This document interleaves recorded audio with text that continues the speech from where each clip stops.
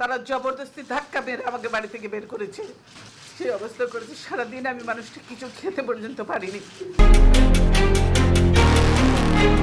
খালেদা জিয়া অসুস্থ, তাকে বিদেশে পাঠাও, আল্লাদের আর শেষ নাই। জিয়া খুনি, খালেদা জিয়া খুনি, তারেক জিয়া খুনি, একটাকেও ছাড়বো না, এটা হলো বাস্তব কথা। আজ শেখ হাসিনা যেই কথা বলেছে, শেখ হাসিনার এই জবাব আমি দেব। হাসিনার এই কথার জবাব বাংলাদেশের মানুষ তাকে দেবে। যত অপচেষ্টাই চলুক, খুনি হাসিনার বিচার করবেন এই বাংলার মাটিতেই, প্রতিশ্রুতি দিলেন তারেক রহমান। হাসিনার 17 বছরের ভয়াবহতা ভুলেনি তারেক। এবার শুরু হবে প্রতিশোধের খেলা। আমি সব দেখেছি, আমি সব মনে রেখেছি। এবার ন্যায় বিচারের সময়। প্রধানমন্ত্রী হিসেবে প্রথম ভাষণে তারেক রহমান এই কথাগুলো বলার সময় তার চোখে ছিল অদ্ভুত এক আগুন। 17 বছরের নির্যাতন, 17 বছরের নিপীড়ন, 17 বছরের অত্যাচার, সব কিছু যেন চোখের সামনে ভেসে উঠল। জুলাই আগস্টের গণহত্যা, আয়নাঘরের নির্মম অত্যাচার, হাজারো গুম খুন, গরিবের ওপর অকথ্য নির্যাতন, ভোট ডাকাতি, ব্যাংক লুট, সব কিছুরই হিসাব মনে আছে তারিকের। এবার কি শেখ হাসিনার বিচার হবে, নাকি শুরু হবে প্রতিশোধের এক ভয়ঙ্কর খেলা? জেনে নিন কি ঘটতে যাচ্ছে। সংসদে ভাষণ দিতে দাঁড়িয়ে তারেক রহমান যখন শেখ হাসিনার 17 বছরের শাসনের কথা বললেন, তখন পুরো সংসদ নীরব হয়ে গেল। তার কণ্ঠস্বরে ছিল এমন এক বেদনা যা সবার হৃদয় ছুঁয়ে গেল। তারেক বললেন, আমি 17 বছর ধরে দেখেছি কিভাবে এই দেশের মানুষকে নির্যাতন করা হয়েছে। আমি দেখেছি জুলাই আগস্টের নিরীহ ছাত্র জনতাকে কিভাবে গুলি করে মারা হয়েছে। আমি দেখেছি আয়নাঘরে কিভাবে বিএনপি নেতাকর্মীদের নির্মম অত্যাচার করা হয়েছে। আমি দেখেছি কিভাবে হাজারো মানুষকে গুম করা হয়েছে। আমি সব দেখেছি এবং আমি কিছুই ভুলিনি। তিনি আরও বললেন, শেখ হাসিনা ভেবেছিল তার অপরাধের কোনো হিসাব দিতে হবে না, কিন্তু না, আল্লাহ সব দেখছেন এবং এবার ন্যায় বিচার হবে। প্রতিটি গুম খুনের বিচার হবে, প্রতিটি অত্যাচারের বিচার হবে। জুলাই আগস্টের গণহত্যা। তারেক রহমান মনে করিয়ে দিলেন 2024 সালের জুলাই আগস্টের সেই ভয়াবহ দিনগুলোর কথা, যখন নিরীহ ছাত্র জনতা রাস্তায় নেমেছিল তাদের অধিকার আদায়ের জন্য, আর শেখ হাসিনা তাদের ওপর গুলি চালিয়ে হত্যা করেছিল। তারেক বললেন, আমি সেই দিনগুলো কখনো ভুলব না, যখন মায়েরা রাস্তায় কাঁদছিল তাদের সন্তানের লাশ নিয়ে, যখন পিতারা চিৎকার করছিল ন্যায় বিচারের জন্য।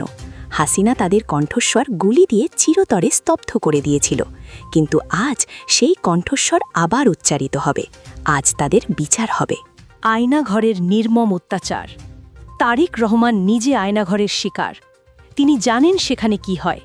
তিনি জানেন কিভাবে বিএনপি নেতাকর্মীদের নির্মম অত্যাচার করা হতো। তারেক বললেন, আয়নাঘর, এই নামটা শুনলেই গা শিউরে ওঠে। সেখানে যা হয়েছে তা মানবতার বিরুদ্ধে অপরাধ। আমার অনেক সহযোদ্ধা সেখানে অত্যাচারের শিকার হয়েছে। কেউ কেউ আর ফিরে আসেনি।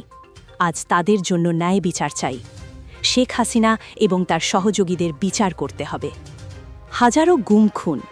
তারেক রহমান বললেন, শেখ হাসিনার শাসনামলে হাজারো মানুষকে গুম করা হয়েছে। তাদের পরিবার আজও জানে না তাদের প্রিয়জন কোথায়। মায়েরা আজও অপেক্ষা করে আছে তাদের সন্তান ফিরে আসবে বলে, কিন্তু তারা আর ফিরবে না, কারণ হাসিনা তাদের হত্যা করেছে। এবার তার বিচার হবে। গরিবের ওপর নির্মম অত্যাচার। তারেক রহমান মনে করিয়ে দিলেন কিভাবে শেখ হাসিনা গরিব মানুষের ওপর অত্যাচার চালিয়েছে। তিনি বললেন, হাসিনা শুধু রাজনৈতিক প্রতিপক্ষকে নয়, সাধারণ গরিব মানুষকেও নির্যাতন করেছে। তাদের জমি কেড়ে নিয়েছে, তাদের ঘর বাড়ি ভেঙে দিয়েছে, তাদের জীবিকা কেড়ে নিয়েছে। এবার তাদের জন্য ন্যায় বিচার হবে। ভোটাধিকার হরণ ও গণতন্ত্র হত্যা। তারেক রহমান বললেন, হাসিনা শুধু মানুষ হত্যা করেনি, সে গণতন্ত্রকেও হত্যা করেছে। মানুষের ভোটের অধিকার কেড়ে নিয়েছে, নির্বাচন চুরি করেছে, রাতের অন্ধকারে ভোট ডাকাতি করেছে। এবার সেই অপরাধের বিচার হবে। নজিরবিহীন ব্যাংক লুট ও অর্থ পাচার। তারেক রহমান আরও বললেন, হাসিনা এবং তার পরিবার দেশের ব্যাংকগুলো লুট করেছে, হাজার হাজার কোটি টাকা বিদেশে পাচার করেছে, দেশের মানুষের টাকা চুরি করেছে। এবার সেই টাকা ফিরিয়ে আনতে হবে এবং তার বিচার করতে হবে। তারেক রহমান তার ভাষণ শেষ করলেন এই বলে, আমি 17 বছর অপেক্ষা করেছি এই দিনের জন্য। আজ আমি ক্ষমতায় এসেছি, কিন্তু আমি প্রতিশোধ নিতে আসিনি, আমি ন্যায় বিচার প্রতিষ্ঠা করতে এসেছি। শেখ হাসিনা এবং তার সহযোগীদের বিচার হবে, কিন্তু সেই বিচার হবে আইনের মাধ্যমে।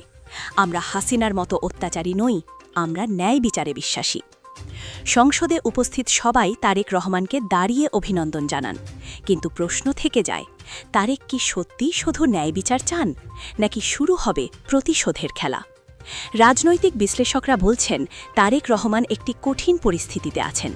একদিকে জনগণ চায় শেখ হাসিনার বিচার হোক, অন্যদিকে আন্তর্জাতিক চাপ আছে যেন কোনো প্রতিশোধমূলক পদক্ষেপ না নেওয়া হয়।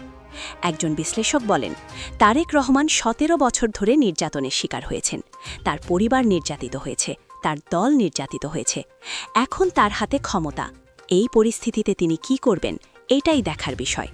সোশ্যাল মিডিয়ায় তারেক রহমানের এই ভাষণ ব্যাপক আলোচিত হচ্ছে। অনেকে বলছেন তারেক সঠিক বলেছেন, হাসিনার বিচার হওয়া উচিত। একজন লিখেছেন, তারেক রহমান সব মনে রেখেছেন, এবার হাসিনার বিচার হবে, আমরা চাই ন্যায় বিচার। আরেকজন লিখেছেন, 17 বছরের অত্যাচারের বিচার হওয়া উচিত, তারেক রহমান ঠিক করছেন।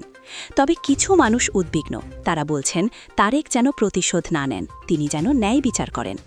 এখন দেখার বিষয় তারেক রহমান কী পদক্ষেপ নেন। শেখ হাসিনার বিচার কিভাবে হবে, শুধু ন্যায় বিচার নাকি প্রতিশোধের খেলাও শুরু হবে? আপনার কি মনে হয়, তারেক রহমান কি ঠিক বলেছেন, হাসিনার বিচার হওয়া উচিত, নাকি এটা প্রতিশোধের শুরু? আপনার মতামত কমেন্ট বক্সে জানান।